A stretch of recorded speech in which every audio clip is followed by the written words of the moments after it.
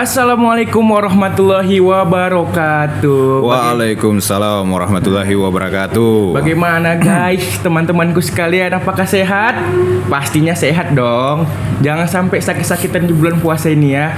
Kali ini kami sama Pak Reja ingin membahas sedikit manfaat literasi dari kurikulum Merdeka ya Pak ya. Oke, betul sekali. Oke, mana Pak kabarnya Pak? Baik Pak?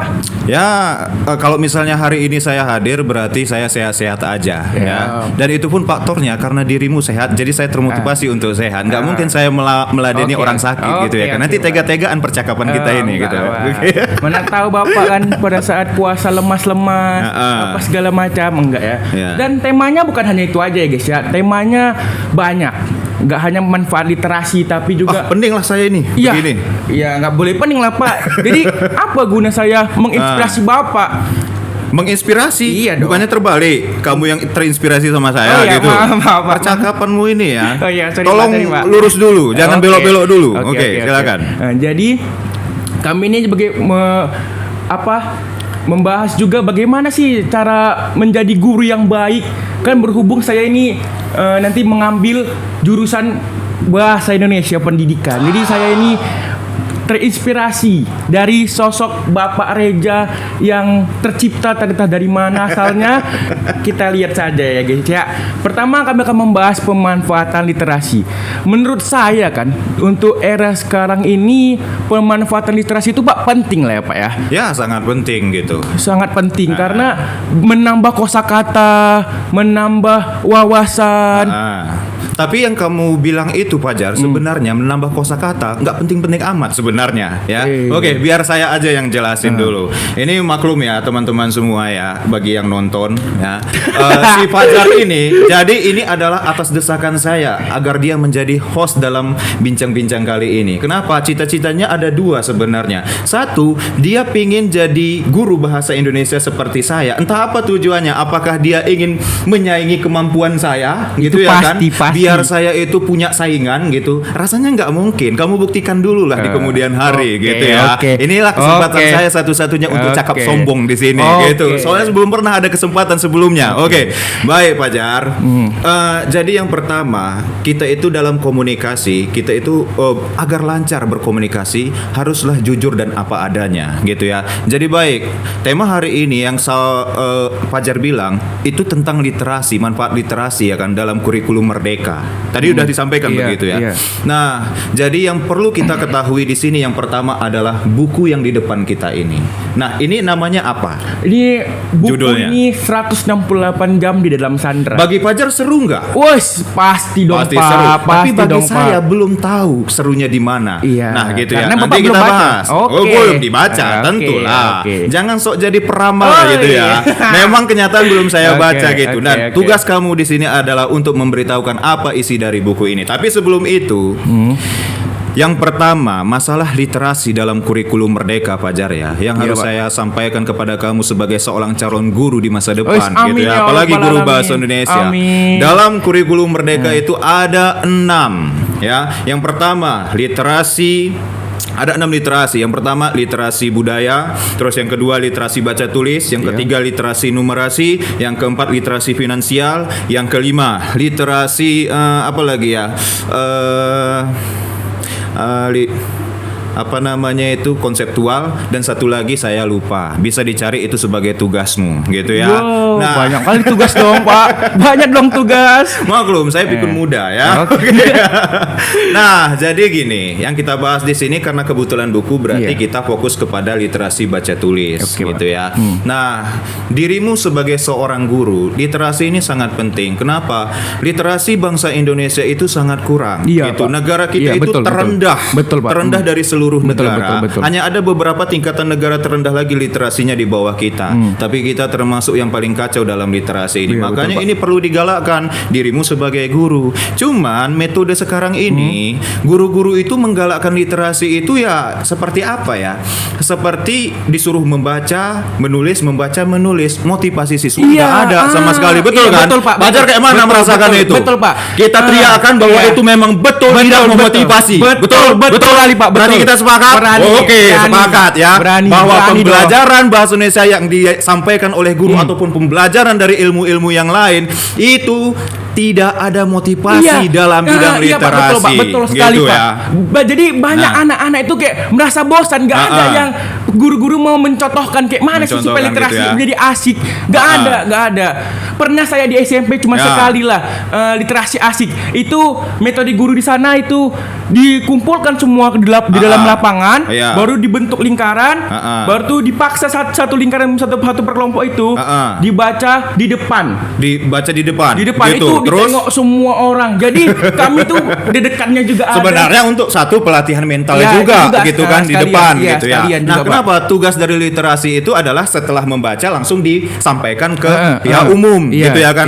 Bahwa inilah yang sudah kami baca gitu ya. Satu, menambah kemampuan anak dalam berbicara, satu lagi menambah pengetahuan. Dan kayaknya cuman itu satu-satunya pengalaman Fajar bahwa literasi itu menarik. Setelahnya nggak ada lagi ya. Berarti guru dipertanyakan. Hati-hati loh Pak. Hati-hati ya. Oke, nggak jadi ya. Anggap itu nanti disensor, oke? Sensor. Oke, baik Fajar. Nah, Fajar sudah membaca buku 300 berapa ini? 168 jam. 168 jam di Sandra gitu ya, dalam Sandra itu. Nah, Fajar sudah membacanya, berarti termotivasi. Nah, ini pada saat kapan Fajar termotivasi membaca buku ini? Saya mau tanya. Waktu Jujur aja. SMA. Kelas 2 pada Kelas saat ada 2. pelajaran literasi di atas, Pak. Literasi di atas. Berarti sebenarnya kemarin itu masuk dalam pelajaran bahasa Indonesia nih, materi novel sama saya. Berarti sebenarnya kamu udah nggak membaca lagi kan? Atau hanya mengulang-ulang saja? Mengulang-ulang dong, Pak. Oh, berarti bukan motivasinya ke saya ya. Termotivasinya bukan dari saya. Aduh, saya sempat ini loh. Sempat merasa kagum pada diri sendiri gitu ya kan. Sempat ria gitu loh. Termotivasi. Rupanya bukan ya? Bukan kayaknya. Aduh, berarti saya kira saya sudah berhasil membuat anak didik saya ini termotivasi untuk literasi, ternyata belum gitu ya. Udahlah, pulang aja lah saya dari apa ini. Jangan dong. Jangan dong. Yang penting kan saya membacanya dengan sungguh-sungguh ya. Saya pun baca ini sebenarnya dari terpaksa, teman-teman. Dari terpaksa ya. Gara-gara disuruh Umi Dewi bahwasannya kayak mana sih setiap bab dalam perjalanan 168 jam. Jangan dulu, Umi Dewi siapa? Saingan saya itu di Almanar. Perlu nanti disuruh Umi Dewi untuk di sini untuk mempertanggungjawabkan itu. Saya nggak terima kalau Umi Dewi yang memotivasinya. Seharusnya saya. Saya guru kelas 12, bukan guru kelas 10 Umi Dewi ya. Nggak bisa. Oke, terus. Jadi Umi Dewi untuk menyuruh kami waktu kelas 2 itu menulis per bab itu apa sih kekurangannya, kelebihannya dari buku yang saya baca. Dan nggak hanya saya dong teman-teman, pastinya banyak beberapa teman. Jadi saya termotivasi. Dan fun fact-nya teman-temanku sekalian, saya baca buku ini yang isinya 356 kalau nggak salah, itu hanya dalam jangka waktu 3 hari. Dalam jangka waktu 3 hari. Berarti sangat termotivasi. Pasti ada bagian-bagian seru yang membuat dirimu satu, penasaran. Satu, keasikan. Tiga, akhirnya terlena. Ya kan, dengan ceritanya. Betul kan? Nah, apa yang kamu rasa? Sudah saya rasa sebelumnya ketika membaca buku Laskar Pelangi. Saya juga maniak buku, tapi ketika membaca buku Laskar Pelangi yang jumlahnya sampai 800 halaman. Ini berapa halaman? 356. Lebih banyak saya lagi. 800 halaman Laskar Pelangi. 3 hari saya selesai. 3 hari? Iya. Berarti nggak makan, nggak minum, Pak? Ya, tetap aja ada bagian makannya. Kalau nggak ada makan dan minum, kayak mana kita motivasinya dengan keadaan lapar gitu ya? Oke, basa-basimu ada-ada aja. Jadi saya baca dalam waktu 3 hari. Setiap babnya ini teman-temanku sekalian. Ini sangat menarik. Sangat menarik ya. Di bab pertama itu kita itu tiba-tiba langsung disuguhkan oleh ceritanya itu kayak gini. Keluar. Rupanya si Mutia Hafiz ini yang sang penulis ini sedang pada saat di Irak itu sedang ada di dalam mobil. Tiba-tiba saja di bab pertama langsung disuguhkan oleh ketegangan, Pak. Oke, sebentar untuk editor nanti kita sampaikan. Dari tadi kita sepertinya agak bercanda-bercanda bercanda. Nah, bagian ini nanti kalau bisa dikasih backsound yang agak tegang gitu yang ya. tegang lah, Biar ya, itu ya. mendukung ceritanya. Editor, tolong ya editor. Oke ya, siap. Oke, lanjut. Jadi di bab pertama itu seru kali. Seru kali, sangat seru. Kita disuguhkan kayak mana tegangnya si Mutia Hafiz dan rekannya itu di obrak-abrik dalam mobil. Maksudnya kata obrak-abrik itu didorong gitu. Didorong, Pak. Didorong pakai senjata, Pak. Didorong pakai senjata. Nggak ada lagi tingkat kesopanan di situ ya. Ada, kayak Pak. misalnya ada, silakan Pak. masuk ke dalam ini nggak ada, yang langsung Padahal aja. Orang itu ada punya translator. Sebentar, pelakunya siapa dalam cerita novel ini yang mendorong itu? Itu teroris IRA, Pak. Teroris IRA. Teroris IRA. Tapi di akhir cerita itu menarik, Pak. Di apa? akhir cerita itu menarik. Ya. Kita tahu Bapak tahu Itachi. Sebentar, ini akhir cerita di bab 1 atau akhir cerita buku, terakhir? buku. Cerita buku apa? Di bab terakhir rupanya teroris itu titik pokoknya dalam tanda kutip baik gitu ya. Kayak Itachi, teman-teman.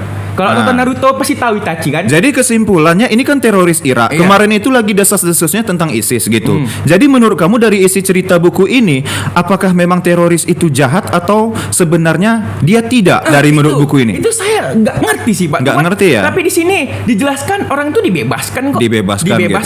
Tapi pakai syarat? Enggak.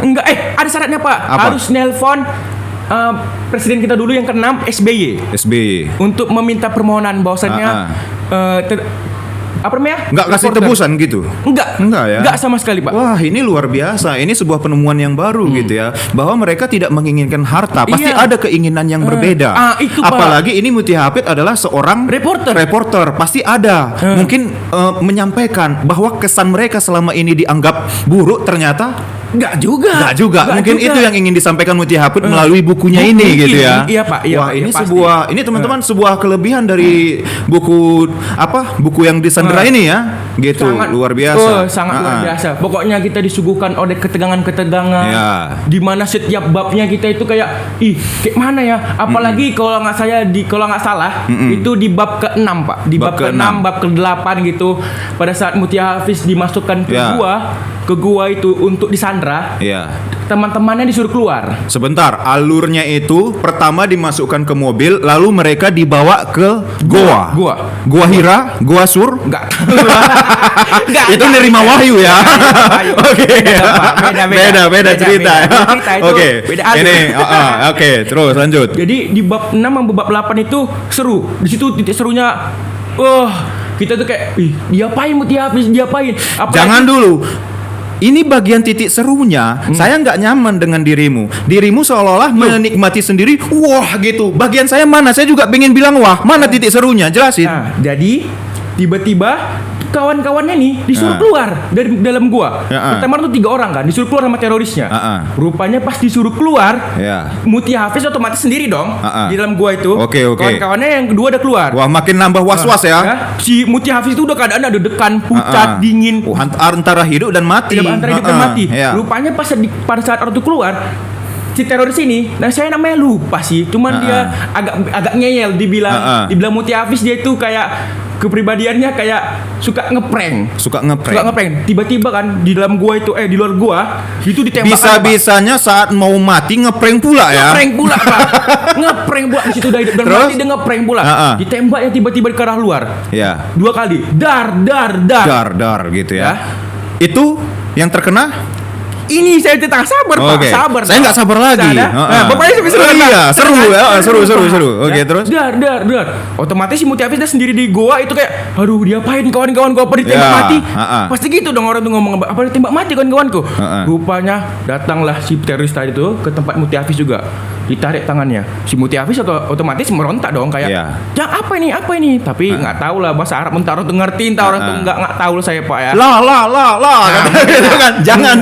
Mungkin lah ya. Saya cuma itu pandai bahasa Arabnya. Ditarik. Rupanya bukan apa? itu. Teroris itu nggak ngebunuh kawan-kawannya pas dia di luar kan Mutia Hafiz seret. Nggak, kawan-kawannya berjemur. Jadi dia nembak aja sasaran untuk supaya panik si Mutia Hafiz. Ngeprank dia, Pak. Ngeprank aja gitu. Ngeprank aja. kawan-kawannya tujuan dijemur udah gitu aja. udah gitu aja. Nggak tahu tujuan dijemur, mungkin untuk kesehatan juga kan. Dia terorisnya juga mementingkan kesehatan mungkin. Mementingkan ya, Pak? kesehatan Mungkin juga. ya, Berarti Pak. mereka selain apa? Memang menyandera untuk keamanan, mereka tetap peduli dengan kesehatan Tetap peduli, dari Pak. yang disandera tersebut iya, gitu ya. Tetap peduli, Pak. Wah, ini sisi kelam yang tidak terungkap dalam media-media televisi, tetapi terungkap oleh buku ini, apalagi disampaikan oleh anak kita ini, si Fajar. Saya juga baru tahu seperti itu dunia cerita dari Mutia Hafid ini di Timur Tengah sana gitu ya. Iya, Pak. Oke, lanjut. Lanjut kan, Pak. Ini tiba-tiba kawannya udah berjemur lah. Ya, otomatis Mutia Hafid loh. Kenapa? Bertanya loh. Bertanya loh. Kenapa? Ada apa? Kok nggak suara tembakan dari mana? Rupanya yang dikasih tahu lah sama kawan si Mutia Hafid, kawan reporternya. Enggak, dia tuh hanya sekedar ngeprank aja. Baru Mutia Hafid ngomong, Sontolo, yo memang dia cuma nakuti saya aja. Rupanya teroris itu rupanya gimana, Pak ya? Dia bukan kejam sih, Pak. Kejam sih. Kejam memang. Tapi awal-awal kejam itu adalah agar lawannya itu ataupun musuh yang dianggap musuh ini merasa menjadi ancaman juga kan. Agar mereka aman posisinya. Istilahnya kan kalau dalam perang itu bagi ada nggak pernah dengar kata-kata One Piece itu, keadilan bagi anak yang lahir di perang itu berbeda dengan keadilan Doflamingo. Iya, Doflamingo gitu ya. Nah, karakter gitu. tokoh kesukaan saya di situ. Berarti inilah keadilan yang berbeda itu bagi orang yang lahir sebagai ataupun besar sebagai teroris begitu ya. Keadilannya berbeda, cara sudut pandangnya berbeda gitu. Berbeda, Pak. Berbeda. Jadi kita bisa kesimpulkan, Pak. Selama ditangkap teroris ya, tapi siapa juga yang mau tangkap teroris ya, Pak ya? Enggak ada. Amit-amit lah. Bukan imut-imut. Mungkin beruntung saja Mutia Hafid dapat teroris yang peduli dengannya. Mungkin saja ya, Pak ya. Memang di dalam buku ini ada menceritakan kebiadaban teroris yang lain. Enggak ada sih, Pak. Ada, Pak. Ada Enggak sih, enggak. Cuman peperangan aja, Pak. Peperangan aja. Tapi enggak ada menyudutkan bahwa teroris ini jahat atau apa gitu ya. Ada. Tapi dia itu tengah-tengah ya. Berarti penulisan buku ini dia ada mendukung siapapun. Iya, enggak ada mendukung siapapun, Pak. Bagus sekali. Ini buku yang adil gitu. Oke. Jadi dia di awal-awal itu kita dibuat tegang, tapi di pertengahan kita jadi bingung loh. Kok kayak gini ceritanya? Kok dia terorisnya baik, tapi di seling kebingungan kita itu juga diselang. Diselang. Kok diseling? diselang kebingungan kita itu terdapat kita itu kayak penasaran loh. Kok siapa teroris ini sebenarnya? Apa sih tujuannya? Maunya apa sih? Iya. Kita bertanya dong, Pak. Dah. Singkat cerita ada siap orang tuh kan di goa, Pak. Di goa orang tuh disiksa. Dikasih makan, Pak, tetap di goa itu. Tetap dikasih makan, tetap dikasih minum. Cuman ya tempat tidurnya pasir tuh lah, Pak. Di gurun pasir. Gurun pasir. Iya. Itu kan kalau malam dingin di gurun pasir dingin, itu. Pak. Pasti dingin. Enggak ada selimut, enggak ada. Cuman Ya api unggun yang memanasi gitu ya. Enggak ada hewan-hewan apa? Enggak ada. Terkadang kan ada ular derik gitu ya kan. Bunyi pakai backsoundnya. Ya, kadang-kadang ada gitu ya. Dengar itu aja udah was-was. Kalau misalnya di sawit-sawit gitu kan, tarian ular kobra. Kalau di padang pasir kok Dawin sana itu kecil lompat lah antara mirip suara senjata atau suara ular derik gitu ya. Terus di malam pertama justru orang tuh nggak nyaman lah ya, Pak ya. Dingin, malam itu dingin, nggak ada bantal, berbatuan, pasir di mana-mana. Belum lagi kata Mutia Hafid. Kisah yang menakjubkan ini. Oke. Apalagi kata Mutia Hafid, teroris ini bau, Pak. Teroris ini bau. Jarang mandi. Karena memang di padang pasir nggak ada air. Tapi sebenarnya di padang pasir itu ada airnya. Kalau misalnya itu dibongkar agak dalam, dia muncul air tapi keruh. Caranya itu batunya itu diendapkan ke air yang keruh itu, nanti kotoran-kotoran itu akan ke bawah sendirinya. Makanya air Sungai Bukit Lawang itu bersih. Kenapa? Banyak bebatuan di situ ya kan, batu-batu karang begitu. Tapi nggak tahu lah kalau misalnya yang dari Fajar itu bilang bahwa di padang pasir itu mereka nggak mandi, kayak bingung juga saya. Tapi maklum mungkin ya saya bukan orang Timur Tengah gitu ya kan. Jadi kita nggak tahu keadaannya. Tapi saya sepengetahuan saya selain Fata Morgana Oase ada juga yang memang air di dalam pasir itu kalau misalnya dikorek-korek. Jangan gitu kan mikiri air Pak, mikiri selamat aja udah. Mandi pun udah gak kepikiran lagi ya. Betul juga gitu. Ada pikir tuh Pak, setiap tidur ditodong gini Pak, pakai AK-47. Senjata udah ada dalam pelurunya udah ada. Udah ada Pak. Tinggal tas dah mati orang tuh berdua. Kalau orang tuh buat macam-macam. Iya. Dah, tapi inilah teroris ini rupanya ada juga sisi baiknya Pak. Saya nggak tahu lah kenapa orang tuh baik. Sebentar, sebelum membaca buku ini, berarti pandangan dari si Fajar itu menganggap teroris itu buruk. Buruk sekali gitu ya. Del ya buruk ya. Buruk. Tapi jangan ke muka saya juga bilang buruk seolah-olah kamu ngejek muka saya gitu. Mana Bapak kesayangan saya kok saya bilang. Geli saya ya. Tambah nilai guys. Nah, udah habis juga ujian, gak ada lagi tambah-tambah nilai. Udah, tujuannya nggak jelas ini. Jadi setelah membaca buku ini, pandangan, sudut pandang, habis itu orientasi pikiran itu langsung berbeda tentang teroris itu. Berbeda pasti Pak. Berarti saya simpulkan bahwasannya nggak semua teroris itu langsung bam. Nggak ada Pak. Nggak ada. Ya. Pasti dia mungkin teroris ini punya peraturan saya nggak ngerti ya. Entah dia punya peraturan saya nggak ngerti juga. Pokoknya di sini sudut pandang saya tentang teroris itu kayak ya udah berarti teroris itu nggak semuanya jahat, nggak semuanya. Berarti kalau nggak bam, lop. Tapi tetap teman-temanku sekalian, siapa yang mau kena tangkap teroris ya? Siapa yang mau? Fajar mau? Enggak lah Pak. Barangkali terinspirasi langsung pengen jadi tokoh yang begitu juga, abis itu mengarang buku? Enggak gitu dong. Enggak gitu juga gitu ya. Takutnya nggak jadi ngarang buku. Udah sampai di sana juga ajalnya gitu ya. Kiamah udah mati saya Pak. Gitulah. Aduh. Jadi terus di buku ini kita juga dapat kosakata yang bagus teman-teman. Tapi saya berhubung saya cuma ingat satu. Tapi itu beneran. Saya urutkan dulu biar tertata dengan rapi. Intinya dari cerita novel buku ini sudah selesai kan? Udah. Baik. Saya tanya, buku ini karya siapa? Biar teman-teman tahu Mutia Hafiz. Habis itu tahun terbitnya kapan? 2006 kok. 2006. Teman-teman 2006 apakah itu masih diperjualbelikan dengan bebas atau kita hanya bisa mendapatkan buku ini di tempat-tempat tertentu? Gitu. Ini saya menarik, Pak. Menariknya di mana? Fun fact ini, Pak. Saya nggak tahu ini diperjualbelikan, tapi saya pernah lihat di online shop diperjualbelikan di online shop. Tapi kan yang di online shop itu terkadang dia itu bukan buku aslinya gitu loh. Maksudnya itu bukan buku. Memang ceritanya cerita asli, tapi terkadang itu bukan cetakan aslinya gitu. Hanya saja itu seperti copy paste fotokopi gitu ya kan. Jadi bukan terbitan dari penerbit aslinya gitu. Itu sama saja kita nggak menghargai yang sudah capek-capek ditangkap begini ya kan, bikin kisah yang hampir terbunuh begitu. Tiba-tiba kita membeli bukunya itu sama saja kita semena-mena gitu ya. Nah ini saya tanya, ini buku asli atau enggak? Buku asli dong. Buku asli, bagus. Nggak sia-sia saya ngajar kamu bagian novel ya. Harus kita membeli buku aslinya dari si pengarang gitu ya. Dan fun fact ini Mbak ya, kita mamak sedikit dulu ya. Kita mamak saya sedikit. Saya dapatkan buku ini. Ini inspirasi ya? Inspirasi. Mungkin inspirasi. Apa itu? Saya dapatkan buku ini Pak. Enggak sih bukan saya sih, mama saya. Itu mama saya sedang ada di acara partai.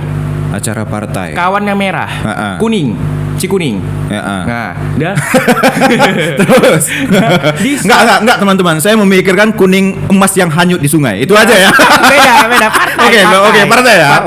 Silakan. Jadi di situ ada acara gitu Pak di sana di Hotel Antares. Bapak tahu dong Pak, tahu. Mama saya itu bawa kereta besar, bawa kereta fiction. Aduh, mama saya teman-temanku guys. Teman-temanku sekalian barbar kali. Saya melihat mamamu ketika datang naik motor besar itu. Yang pertama saya terpana duluan. Saya belum bisa untuk ketawa gitu. Ini seperti Fata Morgana atau memang nyata gitu ya kan.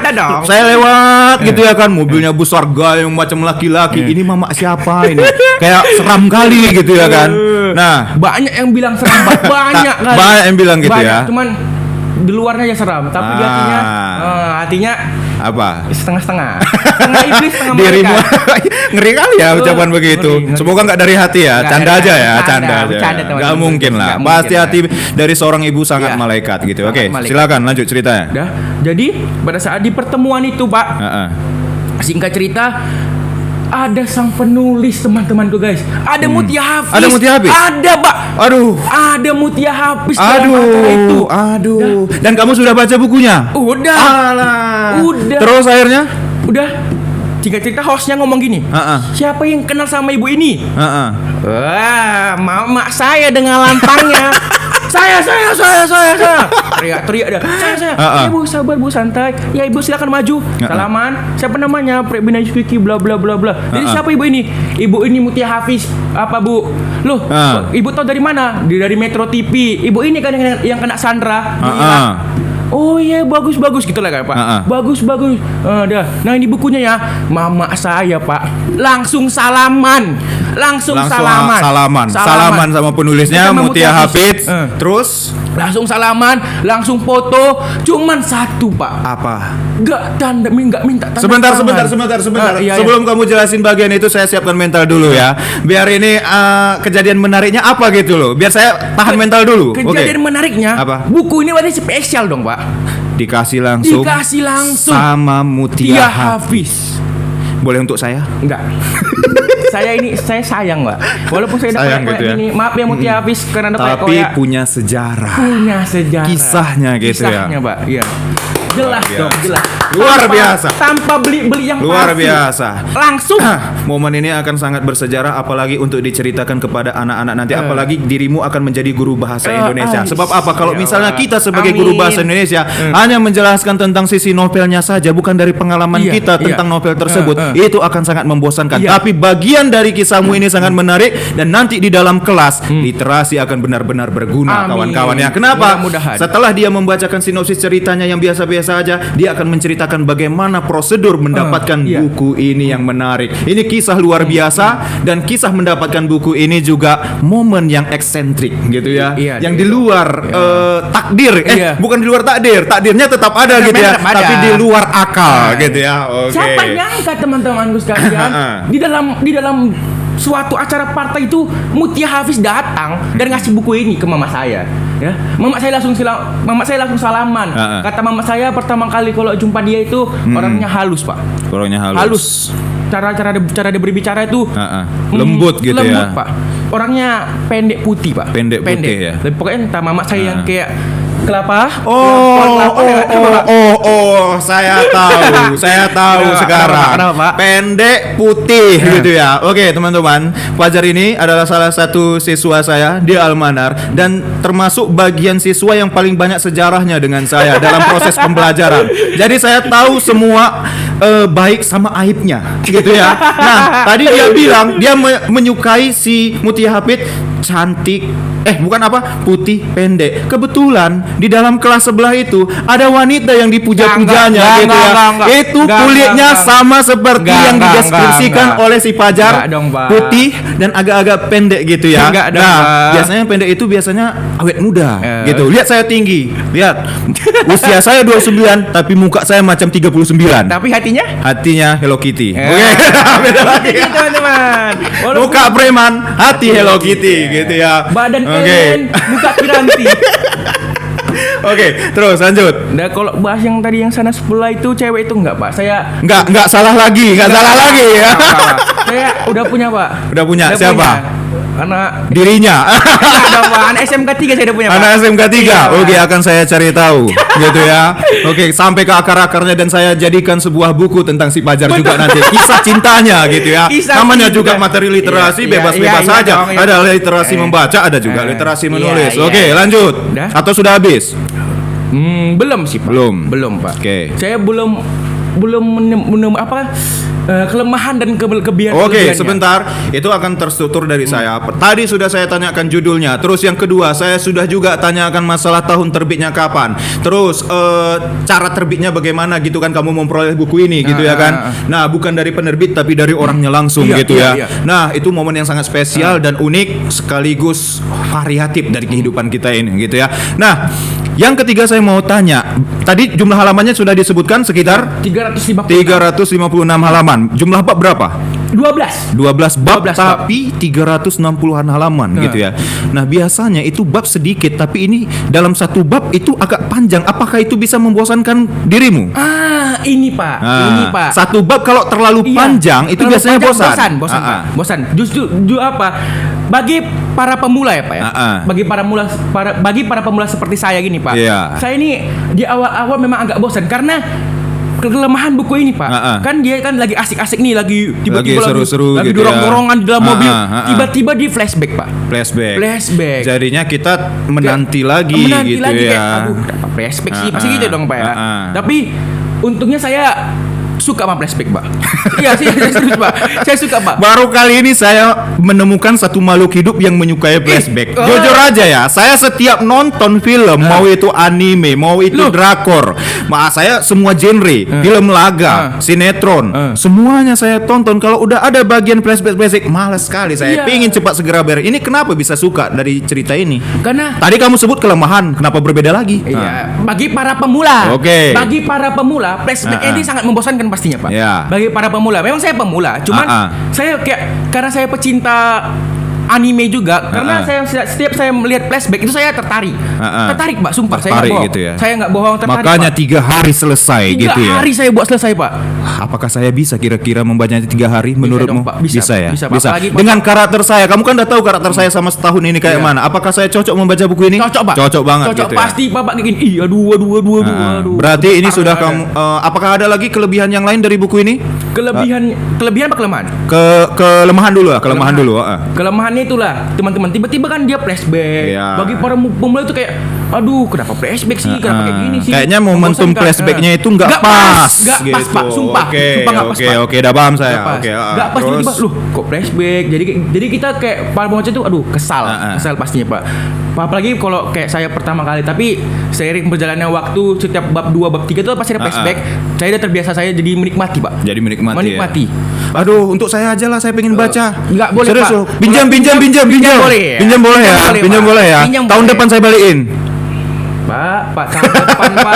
Ini untuk Pak, jangan di rumah, Pak. Walaupun saya yang baca. Niatnya dirimu udah tamat, entah kemana pergi lanjut kuliah gitu ya kan. Bukunya nggak dibalikin lupa, lagi gitu. Jadi itu alasan saya untuk nggak menghubungi kamu lagi. Akhirnya bukunya untuk saya selalu gitu. Jangan dong, Pak. Ini Oke, harta karun lah ya. Harta karun. Harus terus selain kelemahan bagian itu, apalagi kelemahannya? Kelemahannya berarti kosakatanya sih agak berat sih, Pak. Mungkin berat itu agak berat bagi tingkat anak SMA kali ya. Iya, mungkin apa ya. Nggak mungkin kalau misalnya ini kan tingkatan orang politik gitu ya kan, ataupun orang yang sudah tamat dari perkuliahan dan kerja, itu memahaminya pasti mudah. Ditambah lagi dengan kosakata, anak-anak SMA itu sekarang itu kan masih relatif sederhana gitu ya. Nanti akan seiring lanjut dalam perkembangannya di masa kuliah, dia akan mendapatkan kosakata dari buku yang dibaca, dari teman-teman yang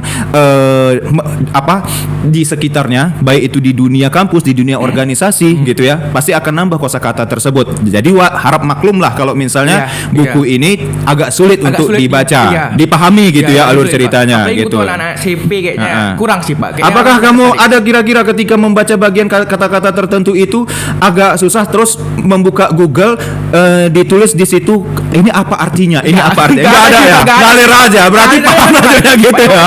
Tiba-tiba oke dah lah, enggak apa-apa, enggak ngerti sedikit enggak apa-apa. Dirimu persis kayak saya, 11-12 lah ya. Kita itu kembaran yang baru dijumpakan saat ini gitu ya. Kita dari rahim yang sama, tapi ibu. Dengar dulu, kita dari rahim yang sama, tapi ibu yang berbeda. Ya kan, rahim itu wajar, ibu semua gitu ya, rahim ibu, tapi ibunya yang berbeda. Oke. Ibu saya kayak sangat-sangat mantap. Gitu dia. Oke, terus dari kelebihannya? Kelebihannya, Pak. Kelebihannya udah banyak yang seru tadi gitu ya. Kita bisa dibuatnya menjadi gemetar loh, Pak. Gemetar, Pak. Gemetar ini ya. Saya sarankan, Pak ya. Baca bukunya itu jam 12. Kayak mana? Itu wajar gemetar jam 12. Orang udah kekurangan apa kok? Kekurangan energi kok.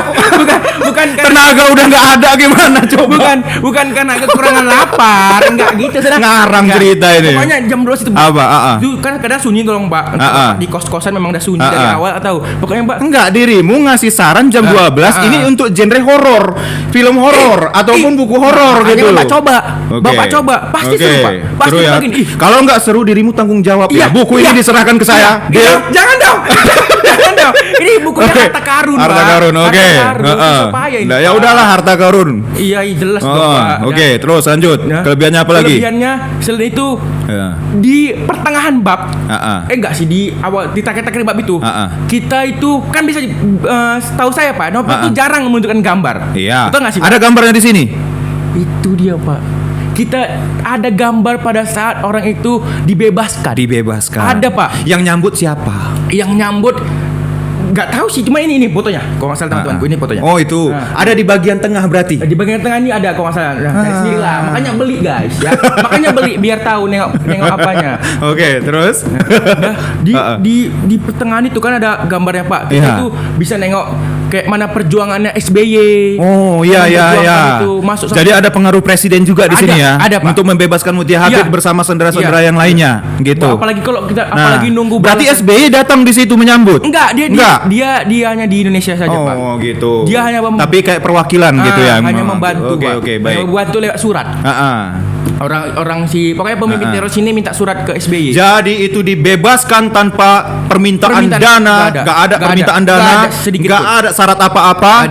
Terus tujuannya adalah untuk menyampaikan bagaimana kehidupan sebenarnya dari seorang yang dianggap teroris itu sendiri oleh media massa. Tapi memang banyak kisah-kisah yang seperti ini, tapi itu kisahnya bukan dari orang Indonesia. Itulah makanya saya salut sama Mutia Habib gitu ya. Dia orang Indonesia dan pernah disandera di sana. Ini sebuah perjuangan untuk membungkam cerita-cerita fiktif belaka tentang kejelekan-kejelekan tentang teroris ini gitu ya. Ternyata masih ada yang berbeda dari kehidupan mereka dan gitu. Dan tujuan teroris ini Pak sebenarnya baik loh Pak. Apa?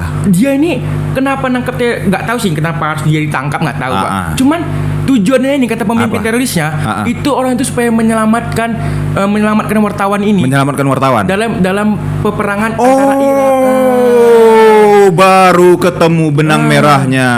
Dia mau menyelamatkan. Tapi memang caranya agak keras.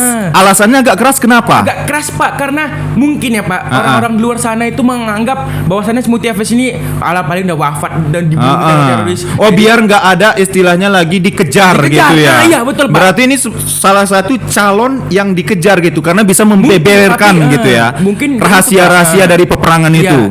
Ya. Jadi sistem peperangan ini yang saya ketahui teman-teman semua itu haruslah bersifat rahasia gitu ya. Jadi tidak boleh diungkapkan jumlah senjata, jumlah peluru, jumlah tank dan segala macamnya. Kenapa? Kalau misalnya diungkapkan itu bisa membuat bahaya dari satu kubu saja. Kenapa? Kalau sudah diketahui kualitas dari alat-alat perang tersebut, itu akan mudah untuk dikuasai wilayah bagian itu. Betul ya? Betul ya? Oke. Karena tahu kelemahannya ya, Pak. Karena tahu kelemahannya. Benang merahnya begitu ya. Jadi orang teroris ini Pak menyelamatkan sebenarnya. Dia mau menyelamatkan wartawan. Tapi nggak tahu sih entah wartawan Indonesia saja ini Sandra nggak tahu sih Pak. Tolong jangan spoiler lagi. Tolong jangan spoiler lagi. Siap. Serius, saya penasaran ini. Kalau kamu spoiler, buku ini nggak seru lagi kisahnya. Serius ya.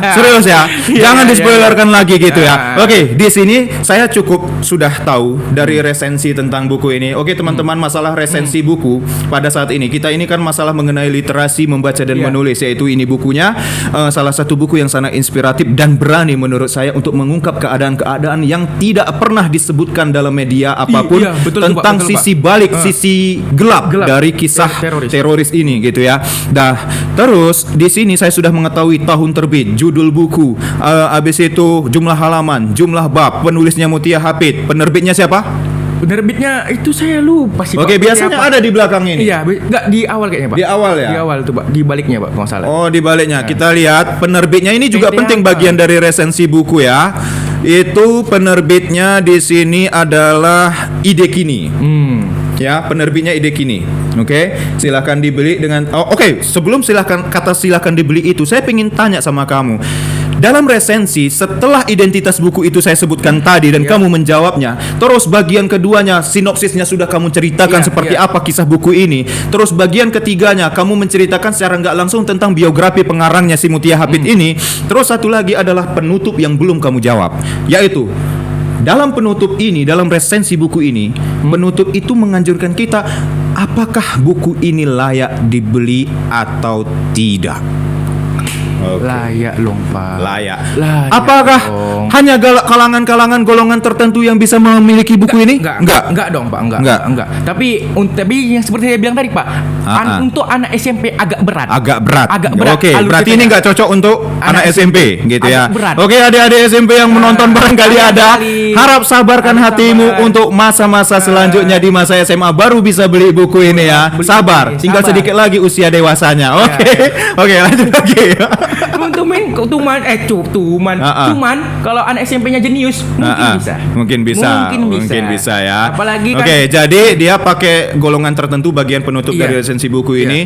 Buku ini layak dibeli karena dia menginspirasi sekali gitu ya. Jelas. Tetapi dia tidak bisa dimiliki oleh anak-anak yang SMP, istilahnya nalarnya belum kritis gitu ya untuk memahami sesuatu. Oke, Fajar. Iya, Pak. Baik, di sini kamu tadi cerita tentang dirimu menjadi guru bahasa Indonesia. Saya sudah dari cara kamu berbicara begini gitu ya, kamu sudah dapat untuk jadi guru bahasa Indonesia itu. Kenapa? Kamu bisa menceritakan ini dengan lancar gitu kan. Padahal kamu masih anak SMA loh, tapi udah kayak nyanyi-nyanyi anak-anak S2 gitu loh. Enggak usah merendah diri. Enggak usah merendah diri. Alah. Dirimu itu merendah diri untuk nyombongkan gitu ya. Teman-teman, enggak. Oke, baik ya. Jadi tapi dari semua yang kamu ucapkan ini hanya satu literasi yang muncul. Fajar. Seorang guru, ini saya sampaikan ke kamu cita-citanya jadi guru bahasa Indonesia. Jangan cuman satu literasi yang kamu kuasai. Dalam kurikulum Merdeka saya ajarkan apa tadi? Ada 6 literasi yang harus dikuasai. Kamu sudah literasi membaca menulis ini, lalu lanjut literasi budaya. Itu ataupun literasi teknologi ya. Nah, misalnya nih, setelah kamu sampai kepada literasi membaca menulis semua sudah kamu bedah isi buku ini, maka kamu masuk literasi digital. Ya, literasi digital itu apa? Kamu punya WA? Punya dong. Punya kan? Punya IG? Punya. Punya TikTok? Punya. Line. punya gitu ya. Punya, Pak. Manfaatkan bagian itu. Kenapa? Kita menjadi seorang guru itu tidaklah boleh membosankan gitu ya, membosankan. Jadi Fajar, dirimu memang bisa membaca kisah ini, tetapi kemampuan anak itu semuanya berbeda-beda gitu ya. Ingat saya katakan, kemampuan anak itu berbeda-beda. Di dalam kehidupan ini ada sekitar 8 kecerdasan. Nah, yang pertama kecerdasan natural. Itu berarti anaknya suka jalan alam, main ke alam. Jadi kamu harus mengajarkan, menceritakan isi buku ini. Dia berarti nggak suka baca buku, maka otomatis kamu sudah membaca buku ini, kamu buat literasi digitalnya. Tapi kamu seolah-olah itu di alam. Di mana sih kejadiannya? Di padang pasir. Cari di daerah ini padang pasir ataupun seperti gurun-gurun di mana? Oh, pantai ada. Itu kan pasir, pantai Cermin. Kamu buat cerita dari novel ini dalam bentuk drama. Ajak kawan-kawanmu ataupun siswamu yang jadi Mutia Hapit, yang jadi terorisnya siapa, dan adegan dalam novel ini kamu buat dia menjadi naskah drama dalam bentuk video, dan video itu kamu sebarkan lewat WhatsApp. Kamu harus berteman di WhatsApp dengan siswamu. Jangan seperti guru-guru masa kini yang tidak suka berkawan dengan siswanya di dalam WhatsApp. Padahal WhatsApp itu adalah kesempatan literasi digital. Gitu ya. Di situ kesempatan. Oh, ini status guruku, dilihatnya. Oh, bapak ini pergi ke sini lagi bikin kegiatan. Masalah dari novel ini dijadikan drama, gitu ya kan. Dia akan sekilas menonton. Wah, seru katanya. Kalau mau tahu lanjutannya, silakan klik link YouTube ini. Silahkan klik link Instagram ini. Mereka akan menonton habis kisah Mutia Hapit, dan itu yang mensutradarai siapa? Itu dirimu sendiri. Berarti literasi membaca sudah, literasi digital sudah. Kenapa Fajar harus saya arahkan seperti itu kamu? 1. Siswa itu kemampuannya hanya ada 3. Satu visual melalui gambar, ya kan? Jadi ada anak orang yang suka gambar gitu ya kan. Jadi metode belajarnya harus pakai gambar-gambar terus. Siapa contohnya? Kawanmu sendiri? Naswa, anak IPS kan? Ya asik gambar-gambar aja kan. Di pelajaran saya juga begitu, asik gambar-gambar aja kerjaannya. Saya benci sebenarnya sama Naswa ini. Pelajaran saya bahasa Indonesia, dia gambar pula. Akhirnya bagaimana cara saya mengatasinya? Saya berusaha yakinkan sama dia, teruslah bergambar, tapi membuat gambar. Tapi tolong gambarnya itu kayak bikin komik bahasa Indonesia. Sekaligus dia menulis gambar, belajar gambar, sekaligus lagi belajar bahasa Indonesia. Indonesia. Itulah motivasinya untuk belajar bahasa Indonesia itu melalui kesukaan dia gambar. Itu dia. Sekali, akhirnya itu adalah digital. Menggambarnya lewat HP. Nah, digital sudah. Namanya literasi digital. Gitu. Saya mau tanya dan kamu harus jawab jujur. Iya, Pak. Masalah literasi digital ini. Apakah kamu suka nonton film porno? Oh, enggak, Pak. Bagus. Saya Pak anti, Pak. Anti ya. Saya boleh dicek. TikTok saya itu isinya saya ulama. Kira dicek apa? Oke, saya kira dicek apa ini? Dicek imannya gitu. Saya nggak pandai gitu. Cek amal saya nggak pandai gitu kan. Oke. Ya. Apa lagi, Pak? Itu ya. Nah, jadi perhatikan literasinya itu dikaitkan antara literasi membaca dan menulis. Perhatikan siswamu. Oh, anak ini nggak suka membaca, nggak akan bisa dia membaca. Kalaupun membaca dia nggak akan ingat isi bacaan ini. Maka kamu harus memberikan medianya, yaitu media digital. Gitu. Tapi ingat, dari segala media kamu harus mempertahankan literasi budaya. Literasi budaya apalagi? Bagaimana caranya, Pak? Gimana tuh?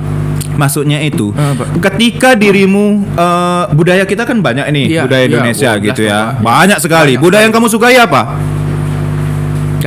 Nggak ada. Berarti kamu memang literasi budayanya masih kurang. Masih kurang sekali. Contohnya, saya ini ceritain tentang literasi Bukit Lawang. Di situ ada orang hutan, gitu ya kan? Nah, oke, saya baca. Oh, beginilah pesan dari Bukit Lawang, bahwa kita sampai di Bukit Lawang tidak boleh ngasih makan orang hutan sembarangan. Kenapa? Itu akan menghilangkan naluri apa istilahnya berburu mencari makanan. Nah, bagaimana caranya menyampaikan ini kalau anak-anak nggak mau membaca? Oh ya udah, saya menggunakan video. Itu tadi ya kan, video media digital. Nah, di media digital ini anak-anak akan saya arahkan seperti ini. Saya langsung kayak youtuber begitu ya kan. Hello guys, lebeu gitu ya kan. Ada bagian gitu. Hello guys, ada lagi yang kayak orang Binjai itu. Daripada ke Parangtritis ke Bukit Lawang lah. Kan ada kayak lokal Binjainya gitu ya kan. Nah, itu asik gitu ya. Nah, saya jabarkan tentang Bukit Lawang, keindahannya seperti apa, permainan raftingnya yang apa itu yang bermain di air pakai ban gitu ya kan. Habis itu saya jelaskan juga tentang salah satu konservasi yang paling baik di Bukit Lawang itu adalah konservasi orang hutan. Dan kita harus memiliki budaya. Budayanya itu apa? Jangan memberikan makanan kepada orang hutan. Sebab apa? Jika tidak ada lagi manusia yang memberi makan nanti, mereka tidak akan pandai untuk mencari makan sendiri. Akhirnya itulah salah satu yang menyebabkan kepunahan. Padahal penyebabnya sudah banyak sebelumnya, kayak penyebab perburuan, habis itu penyebab hutannya dijadikan lahan oleh petani-petani ataupun kayu-kayunya dipakai ya kan untuk bikin rumah. Rumahmu pakai kayu atau enggak? Batu bata gitu ya.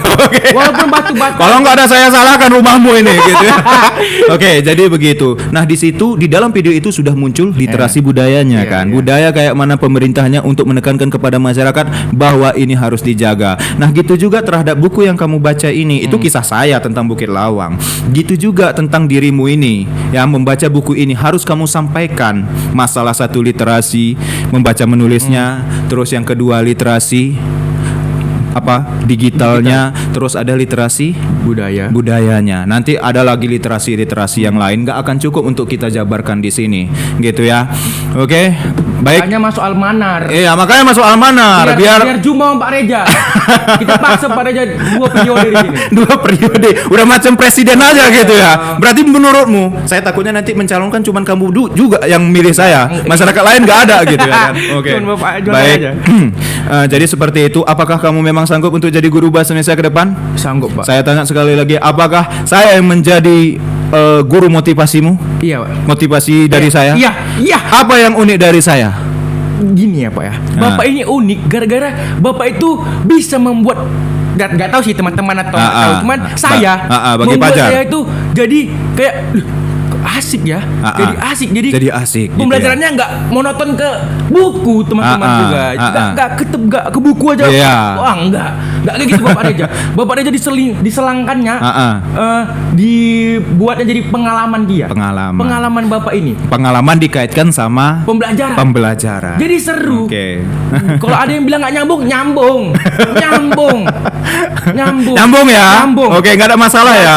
Nyambung, Pak. Jadi menurut Fajar pembelajaran saya berhasil.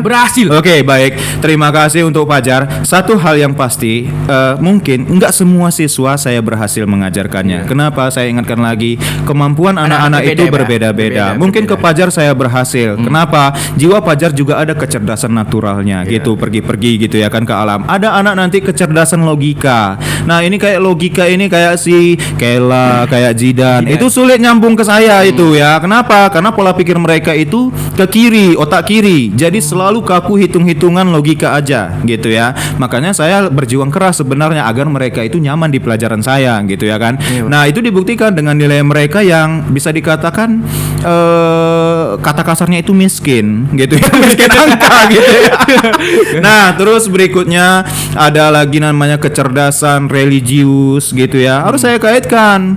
Kenapa sih kita itu memberikan makanan itu ada hukum-hukum tertentu dalam agama juga dikaitkan ke situ biar anak yang punya kecerdasan religius ini nyambung. Ada nanti kecerdasan interpersonal, ada intrapersonal, ada kecerdasan banyak sekali. Pokoknya ada sekitar 8 gitu bisa dibaca ya masing-masing. Dan itu adalah syarat bagi dirimu sebagai guru harus menguasai 8 kecerdasan itu untuk memahami karakter peserta didikmu nanti. Seperti saya pada saat ini berhasil memahamimu.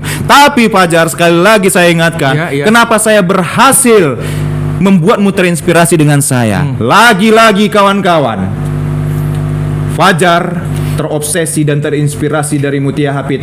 Saya juga terinspirasi dari sebuah buku, dan itu adalah bagian dari literasi, yaitu novel Tutu-chan, Gadis Cilik di Jendela, karya Tetsuko Kurenagi, sebuah novel yang mengubah bangsa Jepang. Bayangkan, bukan teknologi, bukan agama, bukan pengetahuan, tapi sebuah novel ini loh, novel kisah nyata yang mengubah pendidikan Jepang menjadi negara maju saat ini. Nah, novel itu memang berisi tentang pendidikan, bagaimana cara pendekatannya kepada siswa, itu yang saya pelajari. Saya tanya, apakah ada seorang guru yang mau mendengar keluh kesah anak usia 5 tahun sepanjang 4 jam cakap terus, tapi orang besar ini mau mendengarkan terus gitu. Ada yang mau? Sulit mencarinya ya kan? Seolah-olah kita ini hidup di dunia autis ya. Dianya berbeda, kita berbeda gitu. Tapi dia sabar dan mencari tahu anak ini berhak untuk sukses. Makanya dia sabar mendidik. Itulah yang saya tiru, sifat-sifat dari kisah novel Tutu-chan tersebut. Jadi intinya apa? Literasi membaca itu sangat berpengaruh dan sangat banyak manfaatnya bagi diri kita si pembaca. Inspirasi sekali ya. Kenapa saya menjadi guru yang seperti ini, berhasil mendidik si Fajar? Itu karena novel tersebut. Saya memang tidak berhasil mendidik semuanya, tapi saya salah satunya sudah diakui oleh Fajar. Saya berhasil mendidik dia, dan itu karena inspirasi dari sebuah literasi novel, yaitu novel Tutu-chan, Gadis Cilik di Jendela. Dan Fajar juga menginspirasi saya tentang buku 168 jam dalam Sandera ini. Saya penasaran dari kisahnya, ada sudut pandang yang berbeda mengenai teroris. Oke Fajar, sekian dulu tentang kegiatan kita pada hari ini. Terima kasih banyak ilmu pengetahuan yang kamu berikan. Kapan lagi kan ngajar guru gitu ya kan tentang 168. Ini kesempatanmu satu-satunya. Setelah ini kamu jangan gurui saya lagi gitu ya. Oke, baik. Terima kasih. Silakan tutup Fajar. Sudah ini Pak ya. Kita ini kan nggak ada host, nggak ada pembicara. Pokoknya cakap-cakap aja gitu. Oke, silakan. Silakan. Jadi teman-temanku sekalian, kami sudah hilang ya kan. Kami juga capek Pak ya. Puasa, cakap-cakap, haus. Kalau bisa nanti lanjut, tapi kayaknya enggak. Saya haus sekali ya. Sangat haus sekali bulan puasa cakap-cakap literasi. Mungkin sekian dulu dari cakap-cakap kami ini, mungkin asik ya, tapi mungkin masih ya. Bagi kalangan tertentu asiknya. Jangan lupa subscribe pastinya. Like, like, share. Oke. Supaya bermanfaat bagi teman-teman, bagi keluarga. Jangan lupa sharekan ke grup. Dan satu lagi, semoga menginspirasi kalangan anak muda dan remaja, gitu ya. Supaya kita dadain aja makin lama nanti cakap-cakap kita ini. Supaya tinggi Pak, apa namanya, persenan literasi di Indonesia Pak ya.